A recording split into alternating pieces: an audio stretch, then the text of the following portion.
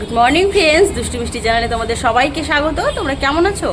আশা করি ভালো আছো, ভালো থেকো, সুস্থ থেকো। আমিও তোমাদের ভালোবাসায় খুব ভালো আছি। তো চলো আজকে কি রান্না করব সেটাই তোমাদের সঙ্গে শেয়ার করি। চলো দেখতে থাকো আর আমার সঙ্গে থাকো। ভিডিওটি স্কিপ করে দেখবে না, ভিডিও স্কিপ না করে দেখবে, আশা করি একটু হলেও ভালো লাগবে। তো মাছ আলার দাদা মাছ দিয়ে গেছে ঘরে। দেখো আজকে পাবদা মাছ রেখেছি। মাছের সাইজগুলো কিন্তু খুব সুন্দর। মাছগুলোকে আমি এখন কেটে নেব।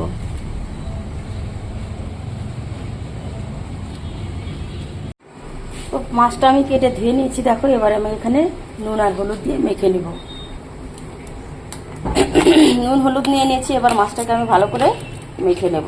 তো মাছ আমি সম্পূর্ণ নিয়ে নিই, 6 পিস নিয়েছি আর 7 পিস রেখে দিয়েছি।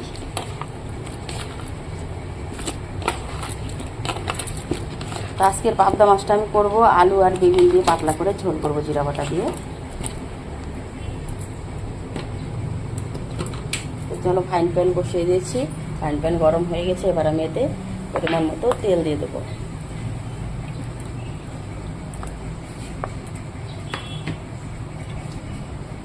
তেলটা গরম হতে হতে এবার আমি মাছটা এখানে ছেড়ে দেব। তেলটা মোটামুটি গরম হয়ে গেছে, এবার আমি মাছগুলোকে ছেড়ে দেবো। এই মাছটা ভাজতে দিয়ে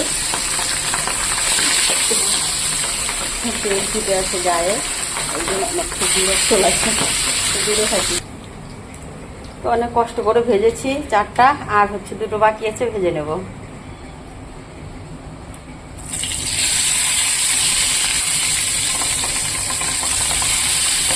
ও আমি 7টা মাছ নিয়েছি আর 7টা রেখে দিয়েছি। তো সবগুলো মাছই আমি ভেজে নিয়েছি। মাছ ভাজা হয়ে গেছে, মাছ ভাজাগুলো নামিয়েছি। আর এদিকে আমি বসিয়ে দিয়েছি আলুটা এবার একটু লাল লাল করে ভেজে নেব। তারপরে বেগুনটা দিয়ে দেবো।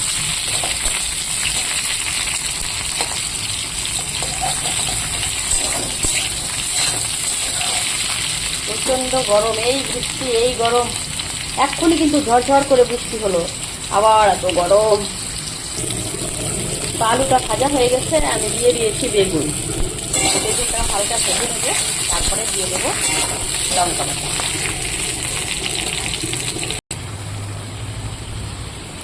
তো হলুদ আর লঙ্কা দিয়ে দিয়েছি, আর মাছ দিয়ে ভেজেছিলাম, মাছ ভেজে যে তেলটা বেঁচেছিল সেটাও দিয়ে দিলাম।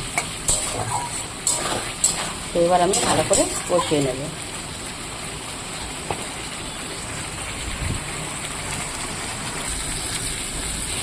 সবজিটা কষানো আমার হয়ে গেছে, এবার আমি জল দিয়ে দেব।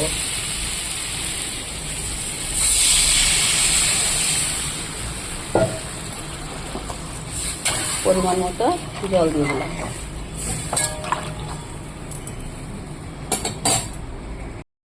হয়তো তোমরা বললে বিশ্বাস করবে না। দেখো মনে হচ্ছে 15 মিনিট হলো। দেখো ছাদের থেকে এখনো টকটক করে জল পড়তেছে। দেখো 15 মিনিটও হয়নি, বৃষ্টি হয়েছে, এরই মধ্যে রোদ ওঠেনি, কিন্তু এত গরম, এত গরম। দেখো আমি পুরো স্নান করে ফেলেছি, দেখো একদম পুরো ঘামে ভিজে গেছি। তো এই গরমের মধ্যে এত ঘামঘুমি কী করে ক্যামেরার সামনে আসি বলো? অনেকে বলে দিদি ভাই তুমি ক্যামেরার সামনে এসে কেন ভিডিও করো না?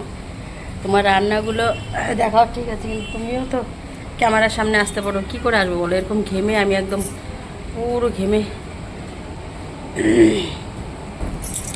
অবস্থা খারাপ হয়ে যায় আমার।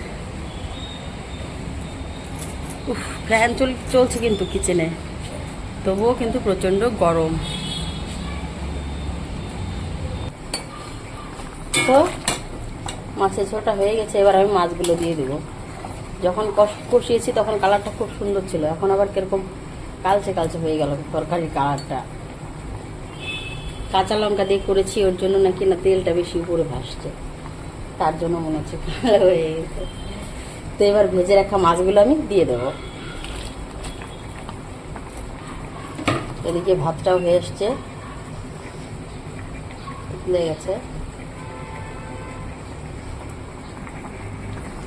তো মাছের ঝোলটা হয়ে গেছে, এবার আমি মাছের ঝোলটাকে নামিয়ে নেব। তো মাছের ঝোলটা নামিয়ে ফেলেছি। দেখো আজকে আর কিছু বানাবো না, শুধু মাছের ঝোলই করলাম। এদিকে ভাতটা হয়ে গেছে, ভাতটা এবার ঝরা দিয়ে নিব, তাহলে আমার আজকে রান্না কমপ্লিট। তো মেয়ে চলে এসেছে স্কুল থেকে, ওর জন্য আমি ভাত রেডি করে দিয়েছি। এবার আমি ওকে খেতে দিয়ে দিব।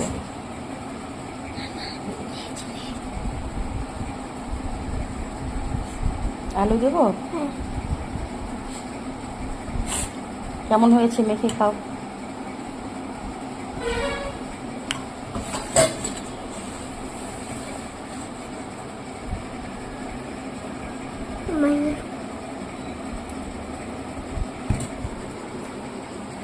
দারুণ হয়েছে।